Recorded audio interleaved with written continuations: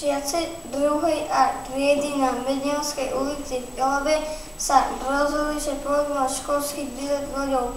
Chceli sme zažiť dobrodružstvo ako námorníci, na družku sme si vyrobili aj trička.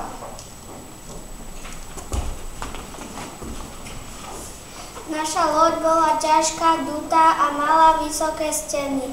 Vedeli sme, že sa nepotopí, kým nie je preťažená, čiže kým nie je ťažšia ako voda, ktorú vytlačila.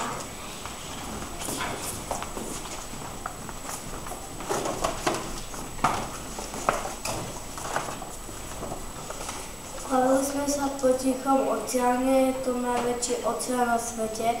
Ľudia často používajú slova more a oceán, ako by išlo o to isté. Je to v poriadku, ale pre vedca sú moria len časťou oceánu, časťou, ktorá je blízko pravdivy. Ďaleko od pobrežia je oceán, na väčšine miest hlboký až 4 km. Pritom už v hĺbke 200 metrov nie je takmer nejaká spôsob.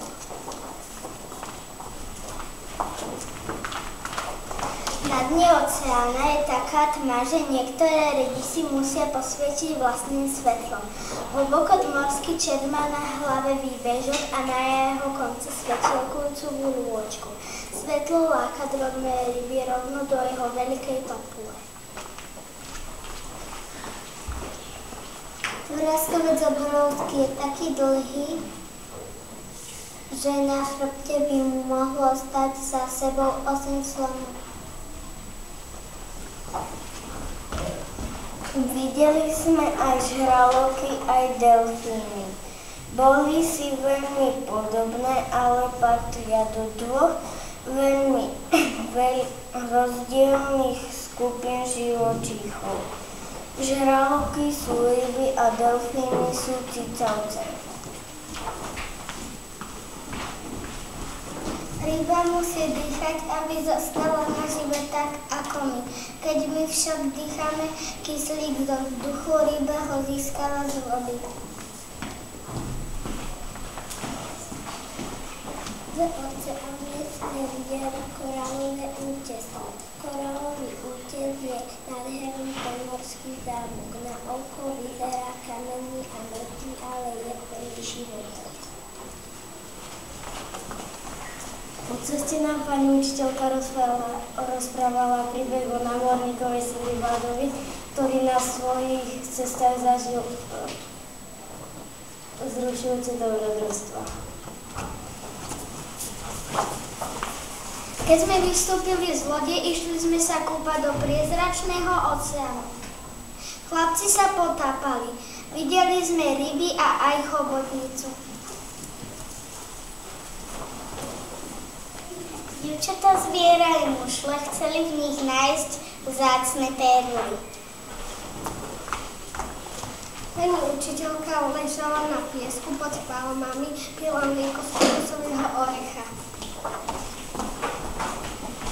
Pozorovali nás opice, ktoré jedli banány.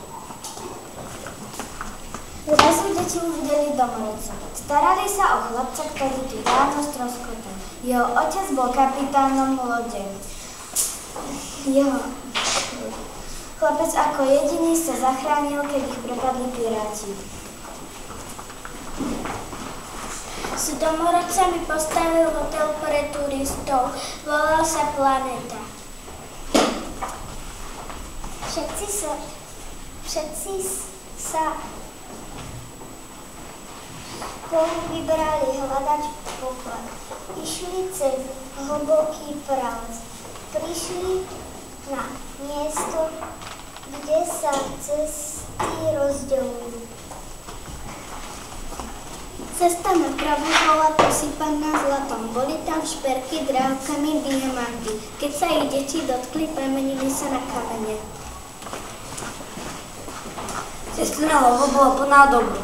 Cukríky, lizatka, čokolády, chmačky, ale keď ich deti chceli ochutnať, premenili sa na hady, ropuchy, myši a pavúky.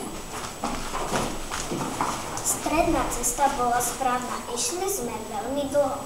Predierali sme sa lštinou, keď sme zrazu objavili kostu. Nalakali sme sa a vyskali sme od hrôzy.